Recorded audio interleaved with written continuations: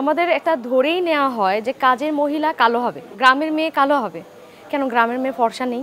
না না না, ও তো কালো, ও তো একটু বেটে, ওরে এই ক্যারেক্টারে নেওয়া যাবে না। শহরে বলেন আর গ্রামে বলেন, একটা মেয়ে যদি কালো হয় বিয়ের সম্বন্ধ হতে একটু বেগ পেতে হয় আসলে বাবা মাদের। তো মানে তো বিয়ে করে ফেলছে, এখন আবার বলো কেন বিয়েই হবে না। তাপটা আমরা কিন্তু ছায়া দাঁড়িয়ে আছি, তাপটা কিন্তু এখানে এসে লাগছে। বাতাসটা যখন প্রবাহিত হচ্ছে সেই গরমটাও এখানে লাগছে। এত গরমের মধ্যে শ্যুট করা কতটা কষ্টের? অবশ্যই কষ্টের। মানে সাধারণ মানুষই যখন হাঁটছে তখন তাদের কিন্তু খারাপ লাগছে, অনেক ঘামছে, শরীর থেকে লবণ বের হয়ে যাচ্ছে। তো সেই ক্ষেত্রে আমরা কালকে শ্যুট করেছি প্রায় 6 ঘন্টার মতো এই রোদের মধ্যে রাস্তায়, উত্তরাতে শ্যুট করেছি রাস্তায় রাস্তায়। অসুস্থ হয়ে যাচ্ছে আর্টিস্টরা, কারো মাথা ব্যথা ধরে যাচ্ছে, কারো হচ্ছে গিয়ে ডিহাইড্রেশন হয়ে যাচ্ছে। আমার তো মেকআপ করাই সব সময়, একেবারে উপর থেকে মেকআপ করে দিয়েছে। আপনি তো মেকআপ আজকের মেকআপটা ডিফারেন্ট, যারা আমাকে আসলে এর আগে দেখেছেন আজকের মেকআপটা একটু ডিফারেন্ট, কারণ এই নাটকের ক্যারেক্টার হচ্ছে যে এই মেয়েটা অনেক কালো হবে। হ্যাঁ, অনেক কালো হবে, কালোর জন্যে এই মেয়েটার আসলে বিয়ে হয় না। 1, 2, 3 ঢাকায় জমি জিতে নিন 100% ক্যাশব্যাক সহ 20 কোটি টাকার পুরস্কার। এখন আমাদের সমাজ অনেক আধুনিক হয়েছে, শিক্ষিত হয়েছি আমরা, কিন্তু তারপরেও ইমদাদ ভাই দেখবেন যে শহরে বলেন আর গ্রামে বলেন এখনও ওই ব্যাপারটা কিন্তু আছে। একটা মেয়ে যদি কালো হয় তখন তার সম্বন্ধ হতে বা বিয়ের সম্বন্ধ হতে একটু বেগ পেতে হয় আসলে বাবা মাদের। হ্যাঁ, পাত্রপক্ষরা এসে বলছে যে মেয়ে এত কালো কেন? আচ্ছা যদি কালো হয় তাহলে ঠিক আছে, এইটুকুন যৌতুক দিতে হবে, একটা মোটরসাইকেল দিতে হবে, এত ভরি গয়না দিতে হবে।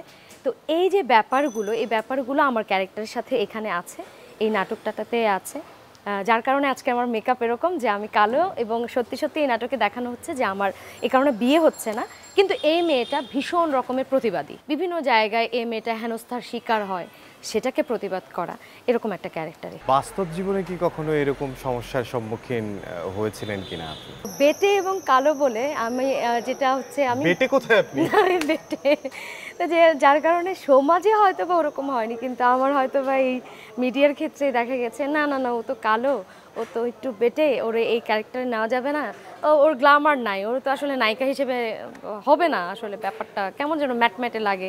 এরকম আমি প্রচুর শুনেছি, আমার গ্ল্যামার নাই, ম্যাটম্যাটে লাগে, না না না, ও নায়িকা সুলভ না, যাচ্ছে না, এরকম আমি প্রচুর শুনেছি। এটা আমার কাছে নতুন, এখনো শুনি। হ্যাঁ হ্যাঁ, এই এই ক্যারেক্টারে তো একটা পশ লুক লাগবে, এই ক্যারেক্টার ঝকমকা লাগবে। আমি তো ঝকমকা না ভাই, আমি তো কালো। তো এটা আমি স্বীকার তো হই, কিন্তু এটা আমার মন খারাপ হয় না। কখনো প্রতিবাদ করেন না? এই যে নাটকের যে চরিত্রে অভিনয় করছেন সে তো প্রতিবাদ করে। 1, 2, 3 ঢাকায় জমি জিতে নিন 100% ক্যাশব্যাক সহ 20 কোটি টাকার পুরস্কার। আমি খুব মিষ্টিভাবে সেটার প্রতিবাদ হয়তো বা করি। কীরকম, যেমন আমাদের একটা ধরেই নেওয়া হয় যে কাজের মহিলা কালো হবে, ধরেই নেওয়া হয় গ্রামের মেয়ে কালো হবে। কেন গ্রামের মেয়ে ফর্সা নেই বা কাজের মহিলা ফর্সা নেই? গায়ের রং দিয়ে বিচার কেন করব? গায়ের রং দিয়ে কেন বিচার হবে? ক্যারেক্টারটাকে ফুটানোর জন্য সে যদি অ্যাক্টিংটা না পারে তাহলে সেটা বলেন ভাই তোমার অ্যাক্টিং হচ্ছে না, কিন্তু ও যদি অ্যাক্টিং দিয়ে উতরায় ফেলতে পারে তাহলে গায়ের রং কেন হচ্ছে এটা বিচারের একটা জায়গা হবে। আমরা সব কিছু রেডিমেড চাই, একটা পশ লাগবে, হ্যাঁ ফর্সা লম্বা উঁচা লম্বা একটা মেয়ে বা ছেলেকে লাগে। এই মেন্টালিটি আমাদের আগে থেকেই গ্রো করা, ছোটবেলা থেকে করা। বা কেউ না ওই এক্সপেরিমেন্ট করতে চায় না যে হ্যাঁ পুতুল বেটে, পুতুল কালো দেখতে, ওকে দিয়েও একটা পশ লুক বা শহরের লুক করা যেতে পারে। আপনি বারবার যেটা বলছেন এটা আমি মানতে পারছি না, যদিও বলেন না, এটা আমি শিকার হয়েছি। হ্যাঁ, আমাকে হয়তো কেউ ভাবতেই পারছে না, শহরের একটা নায়িকা ক্যারেক্টারের চরিত্রে কেউ ভাবতে পারছে না। হ্যাঁ, আমি যে করিনি তা না, অসংখ্য করেছি।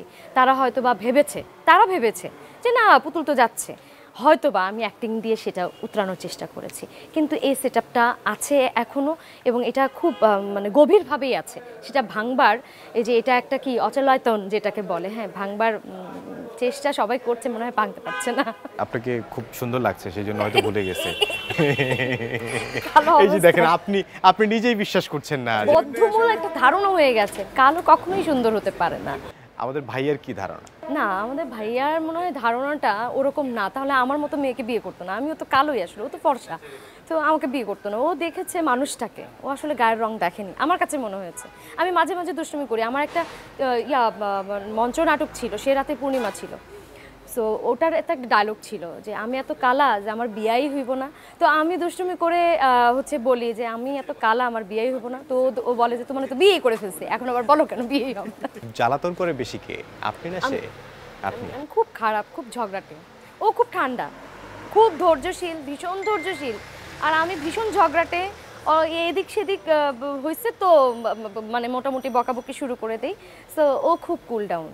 ও আচ্ছা, আর একটু বেশি যদি সময় নেই তাহলে বকাবকি হয়তো আমার দিকেও আসতে পারে।